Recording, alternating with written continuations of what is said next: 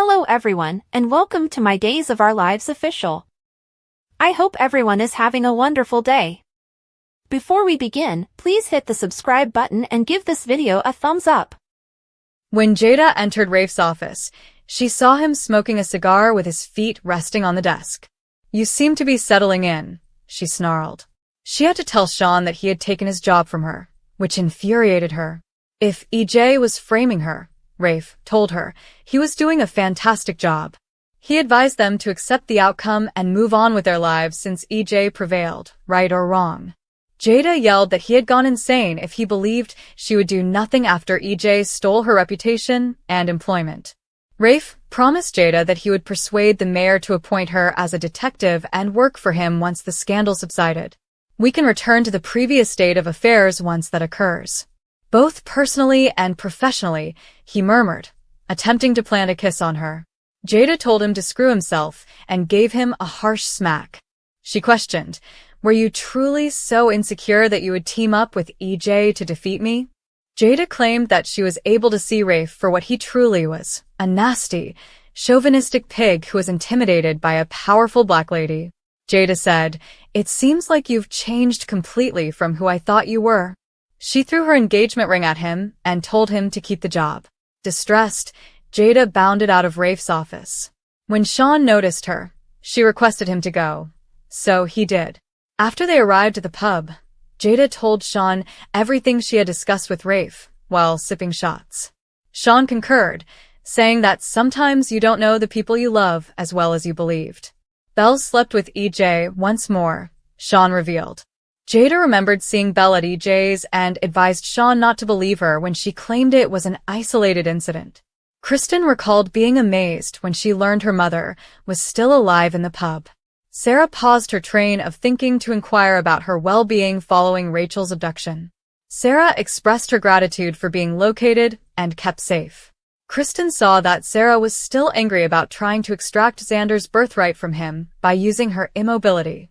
Since Xander was just as vicious as she was and would have acted similarly, Kristen referred to her as a hypocrite. Admire Days, B&B, General Hospital, or other soap operas. Participate in the discussion on RSC boards. To interact with fans and start a conversation right away, click here. After arguing with Kristen about Xander's lack of character, Sarah retorted that Brady was with Ava rather than her. Sarah was more like Xander than she realized, according to Kristen. She made fun of Xander for having to share his toys with Philip at Titan. Kristen was left wondering what was wrong with Sarah after she decided it was time to leave. Kristen attempted contacting Aramid's phone while she was alone herself, but nobody picked up. She wanted to make sure that everything with Ava was under control and questioned why. When EJ discovered Ava chained to a chair, he was shocked and inquired as to how she got there. She had some assistance, but she assured him it was his daughter. The woman in white entered, and Ava identified her as Kristen's mother, Rachel Blake. EJ's mouth fell open. EJ wondered how Rachel Blake could still be alive and who she was. For example, Ava explained how Kristen knew her mother and Ava were present. Rachel Blake claimed that if EJ understood what was best for him, he wouldn't assist her free Ava. EJ was asked by Ava not to listen to the insane woman who was holding her captive. Rachel Blake advised EJ to leave Ava unless he wanted her to understand the true reason for his visit. As Rachel Blake replaced the gag on Ava and they left the room, EJ remained silent. Rachel Blake threatened to report the violent man he had upstairs to the authorities if EJ didn't leave and never mentioned Ava to anyone. EJ claimed that threats didn't sit well with him. He was reminded by Rachel Blake of the consequences for both Kristen and Rachel. She claimed that in Ava's case, the karmic retribution scales had been flipped. Reluctantly, EJ consented to keep quiet in order to keep Rachel and Kristen safe, but only after being assured that Rachel Blake wouldn't harm Ava. They shook hands when she nodded. Brady knocked on Belle's bed as she was organizing her work files. After claiming to be busy, she later acknowledged that it was her brother and not Marlena. He asked her why she was too busy for him, but not for her mother when she let him in. Although Belle played down Ava's disappearance, she could tell Brady was worried. She believed that Steve was the ideal person to locate her. She eye-rolled when she claimed he was worried about Ava, but She volunteered to put her work aside for the evening and divert his attention. Why was Belle sleeping with EJ? Brady wondered. The fact that he knew from Marlena shocked Belle. Is the town chatter now about Salem's top shrink? It's none of her business, God, she yelled. Belle was reminded by Brady that Marlena had interrupted them. After that, he continued, it's kind of hard not to be her business. Although he questioned whether EJ was a rebound, he recommended that she have a brief affair with someone other than her sister's ex or the man who attempted to kidnap her brother's child. EJ was awful for her, and Belle cynically agreed. Despite everything EJ had done, she acknowledged that she was attracted to him and that he was like a puzzle she had to solve. Brady moaned. Gosh, this is worse than I anticipated. Brady's counsel was not what Belle wanted. Brady could understand her when she acknowledged that there was something seductive about being with someone who was totally unsuitable for her. Belle reassured Brady that she was very transparent about EJ and that he shouldn't be concerned. Xander had, after worrying about what he knew, Philip came to the realization that he was upset with a private investigator.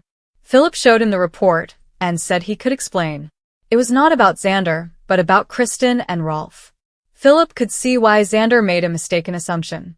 Xander looked over the file and spotted the name of Peter Blake. What was the story with him, he inquired.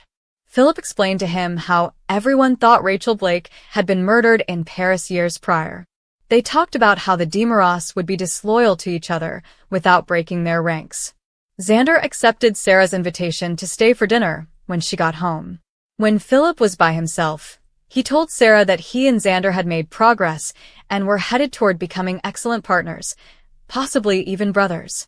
Sarah explained to him how she had gotten into Kristen's thoughts during their talk. She was on the verge of telling Xander the truth when he mentioned that he wanted Philip to stay for dinner. Maggie suggested that they make up the guest room for him because it was late. Xander informed Philip as they waited for dinner. Xander went one step further and admitted that Philip was his brother and that he had been thinking a lot about family. He requested that he return to the house.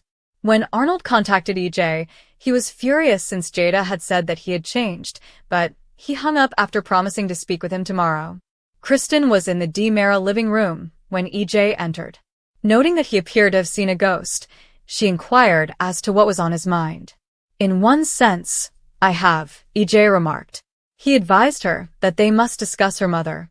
Kristen recalled being amazed when she learned her mother was still alive in the pub. Sarah paused her train of thinking to inquire about her well-being following Rachel's abduction. To interact with fans and start a conversation right away, click here. Thanks for watching. If you like this video, so please don't forget to subscribe my channel and don't miss any update.